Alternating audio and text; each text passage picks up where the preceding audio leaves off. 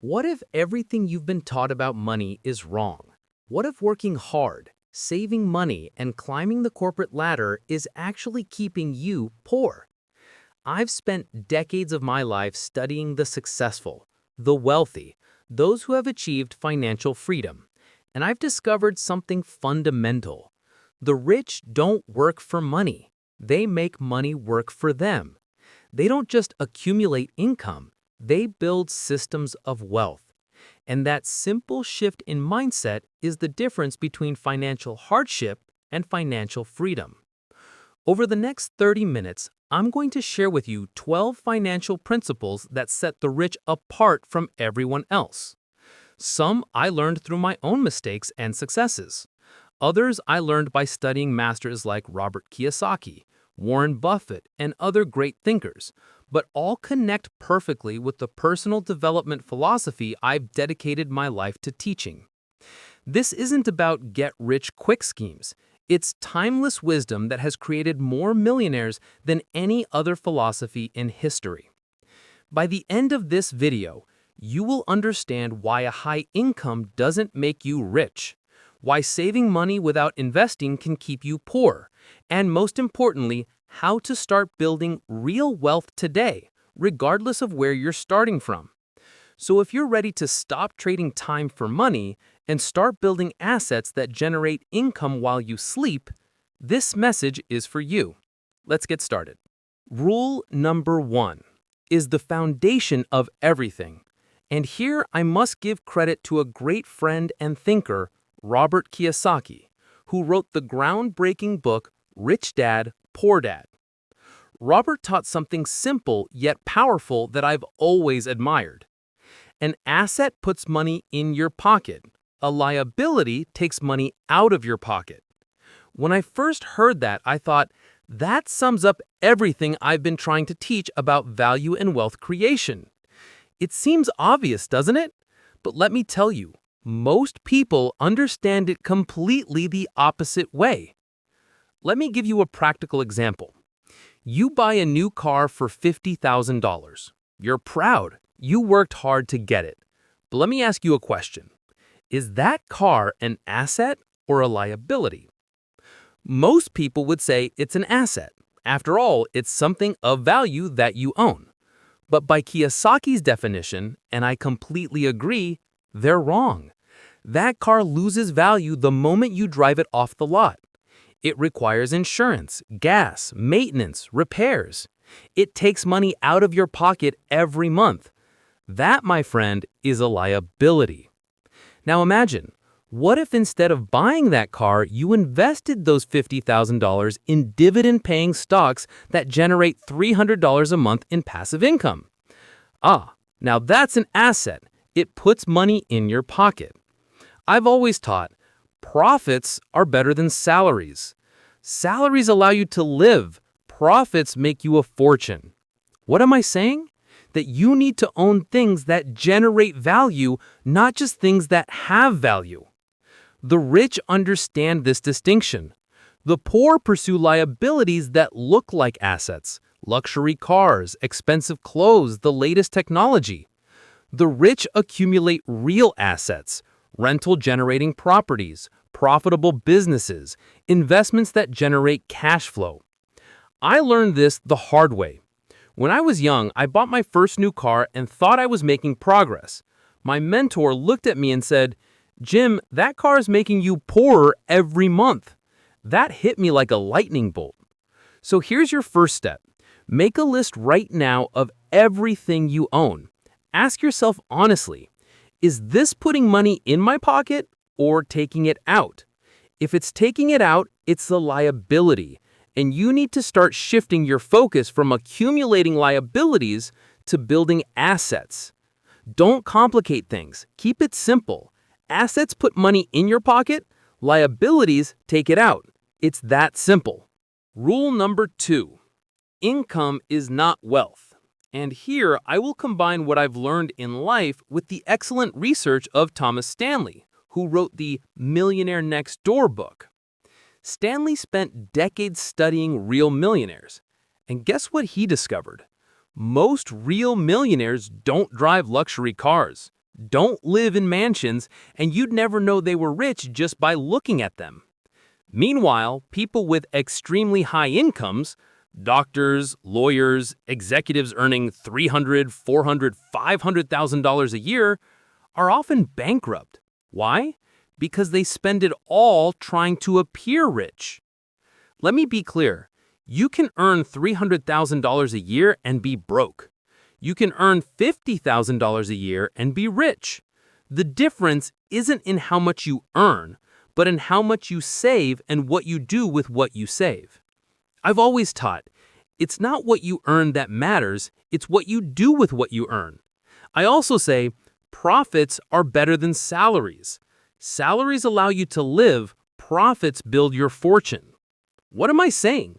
That you need to own things that generate value, not just things that have value.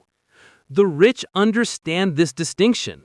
The poor pursue liabilities that look like assets: luxury cars, expensive clothes, the latest technology. The rich accumulate real assets, rental-generating properties, profitable businesses, investments that generate cash flow. I learned this the hard way. When I was young, I bought my first new car and thought I was making progress. My mentor looked at me and said, "Jim, that car is making you poorer every month." That hit me like a lightning bolt. So here's your first step. Make a list right now of everything you own. Ask yourself honestly, is this putting money in my pocket or taking it out? If it's taking it out, it's a liability. And you need to start shifting your focus from accumulating liabilities to building assets. Don't complicate things. Keep it simple. Assets put money in your pocket, liabilities take it out. It's that simple. Rule number 8. Invest in financial education. This is perhaps the most important principle I have ever taught in my life. Let me tell you something that has changed millions of lives. Formal education will give you a livelihood. Self-education will give you a fortune. Think about it for a moment. You can spend $100,000 on a college degree and graduate without the slightest idea of how to build wealth, invest money, or legally pay less taxes. Or you can spend $1,000 on books, courses, and mentors and learn exactly how money works. The education system doesn't teach you about money. It doesn't teach you about taxes, investments, assets, cash flow, or wealth building. It teaches you to be a good employee, not to be rich. So if you want to be rich, you need to educate yourself. And that's one of my greatest passions, self-education. Here are the 3 areas you need to master. First pillar, learn how money works. Understand the difference between assets and liabilities. Understand cash flow. Understand how the rich think about money differently from the poor. Pillar 2, learn about investments. Real estate, stocks, bonds, businesses. You don't need to be an expert in everything, but you need to understand your options and how each one works. Pillar 3, learn from mentors. Find people who have the wealth you desire and study them. Read their books, take their courses, model their strategies. Let me tell you something fundamental. If you invest in yourself, the returns are infinite. A $20 book can teach you a strategy that will make you $10,000. A $500 course can change your entire financial future. I always say, what you become is far more important than what you achieve. Why? Because what you achieve can be taken away from you, a crisis, a recession, an accident. But who you become, that no one can take away. If you lose all your money but retain your knowledge, skills, and financial education, you can rebuild your fortune. But if you have a lot of money without knowledge, it's only a matter of time before you lose it all. So here's my challenge to you. Commit to reading 1 finance book per month. Commit to taking 1 course per quarter. Commit to finding a mentor. This investment will bring you a 100-fold return. And remember what I always teach. Work more on yourself than on your job. Your job gives you income. Working on yourself gives you a fortune. Rule number 9. Protect what you've built. Making money is hard. Losing money is easy. And that's a lesson I learned watching rich people lose everything. Let me adapt something I always teach. Take care of your body. It's the only place you have to live. But I would add, take care of your assets. It's the only real financial security you have.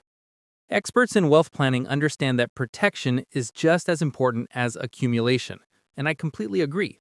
There's no point in building a fortune if you don't protect it. There are 3 layers of protection that the rich always use. First layer, insurance. Health insurance, life insurance, disability insurance, liability insurance. A medical emergency, a lawsuit, an accident, these things can wipe out decades of wealth in an instant. Insurance is your shield. Second layer, legal structures. Limited liability companies, trusts, corporations, they protect your personal assets from commercial liabilities. If you're building serious wealth, you need serious legal protection. Third layer, tax strategy. The wealthy pay less tax than the middle class, not because they evade taxes, but because they use the tax code legally. They invest in assets that provide tax benefits and work with accountants who understand these strategies. The average person pays 30 to 40% of their income in taxes. The wealthy? Often 15 to 20% or less. Why? Because they understand that taxes are their biggest expense, and the tax code actually rewards those who build businesses and make investments.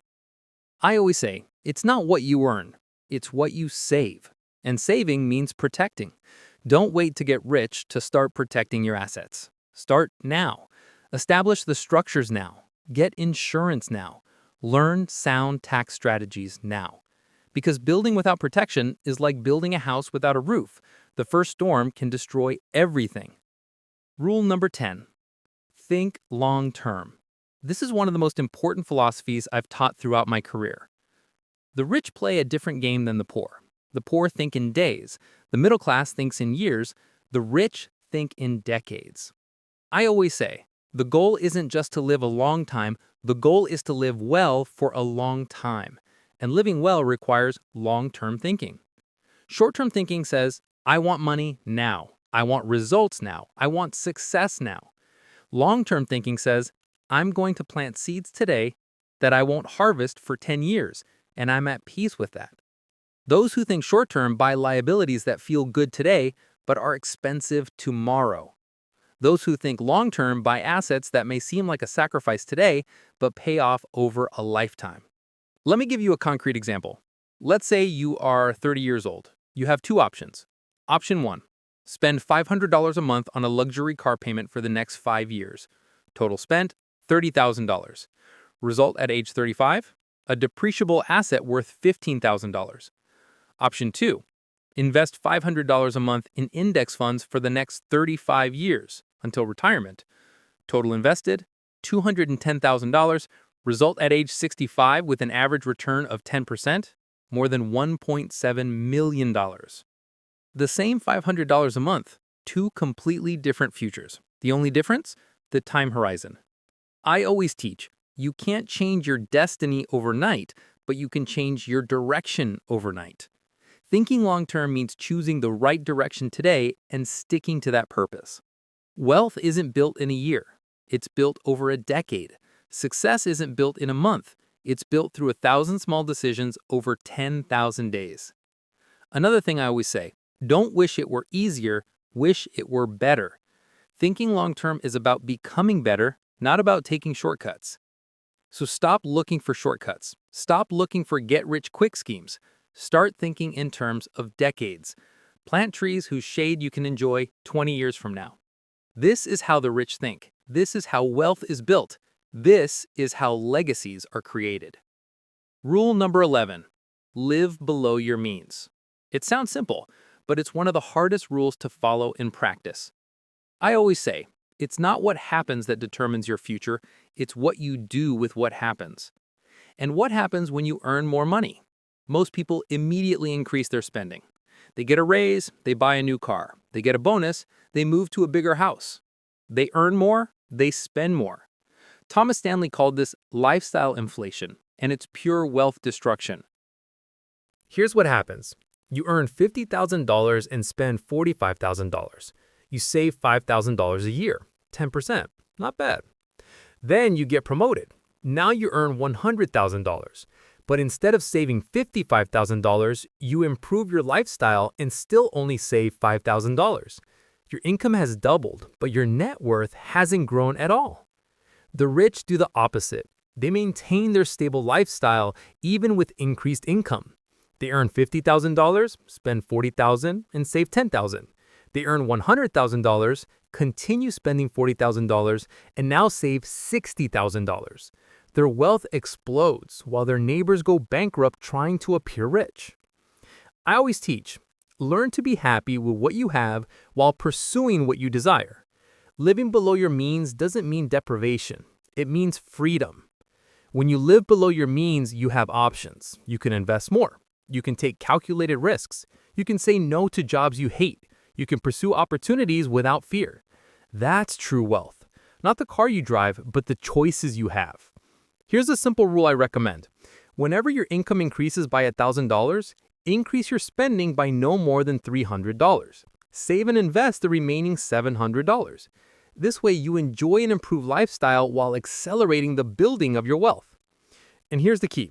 When you get rich, when your assets generate enough passive income to cover any lifestyle you desire, then you can spend freely. But until then, live as if you're still building, because you are. I always say, discipline is the bridge between goals and achievements, and living below your means is the greatest form of financial discipline. And finally, the 12th rule, teach your children about money, because wealth that lasts for generations is not just about what you build, but about what you pass on. I always say, the greatest gift you can give someone is your own personal development. And when it comes to your children, the greatest gift is teaching them how to think about money correctly. There is an old Chinese proverb, wealth does not last beyond 3 generations. The first generation builds wealth through hard work and sacrifice. The second generation maintains it and enjoys it. The third generation destroys it. Why? Because the third generation never learned the principles that built wealth in the first place. They inherited money, but not wisdom. They received goods, but not education. And without understanding how wealth is built, they have no idea how to preserve it. Therefore, if you are building wealth, you should simultaneously teach these principles to your children. Don't wait until they're adults. Start early. Teach them the difference between assets and liabilities. Teach them to pay themselves first. Teach them about cash flow. Teach them about investing. Teach them about delayed gratification. Teach them that money is a tool, not a trophy. But here's the most important thing you can teach them, and this comes from the bottom of my heart. Money doesn't define value. I always say, success shouldn't be sought. It should be attracted by the person you become. Teach this to your children. Teach them to be valuable people. Teach them work ethic. Teach them integrity. Teach them discipline. Teach them persistence. Because skills and character will rebuild wealth even if it is lost. But without character and skills, all the money in the world won't save you. Think about it. What is more valuable? Leaving your children $1 million in cash or teaching them how to create $1 million on their own? The wealthy choose the second option because money can be spent in a generation, but education, skills, the right mindset, that's a gift that generates wealth for generations. I always teach, what you become is much more important than what you achieve because what you achieve can be taken away, but who you become, no one can take away. Teach this to your children. Wisdom doesn't die when I die. It continues to live in every person I teach, in every life I transform, in every family that breaks the cycle of poverty because they learn these principles. This is the true measure of wealth, not how much you accumulate, but how many lives you transform. Not what you build, but what you pass on. So, here are the 12 financial rules that separate the rich from everyone else. Rule number 1. Understand the difference between assets and liabilities, as Robert Kiyosaki taught so brilliantly. Rule 2.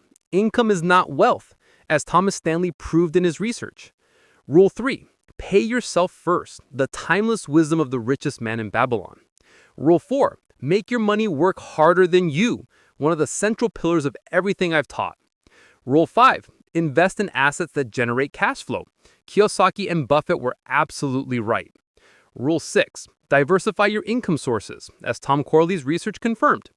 Rule 7. Reinvest your profits.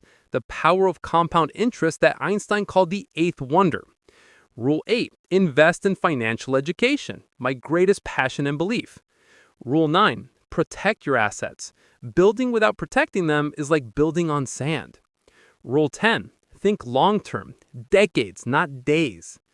Rule 11, live below your means, freedom, not deprivation. Rule number 12, teach your children about money. Build a legacy that lasts for generations. These aren't just rules, they're a complete philosophy, a roadmap from financial hardship to financial freedom. And the incredible thing? It works for anyone at any income level starting from any point. You don't need to be born rich. You don't need to win the lottery. You don't need to be lucky. You just need to follow these principles consistently long enough, and wealth will become inevitable. I spent my entire life studying success, and you know what I've discovered? Success leaves clues. Wealth leaves clues. The rich aren't lucky. They're strategic, they're disciplined, they're patient, and they follow principles exactly like these. And now you know the same principles. The question is, what are you going to do with this knowledge? Here's my challenge to you. Choose 3 of these 12 rules, just 3, and commit to implementing them within the next 90 days. Perhaps you could start by paying yourself first, 10% of each paycheck going directly to investments. Perhaps you could commit to reading 1 finance book a month to improve your knowledge. Perhaps you could start by tracking your assets and liabilities and making a plan to rebalance the situation. Whatever your choice, commit fully, because small actions performed consistently create enormous results over time.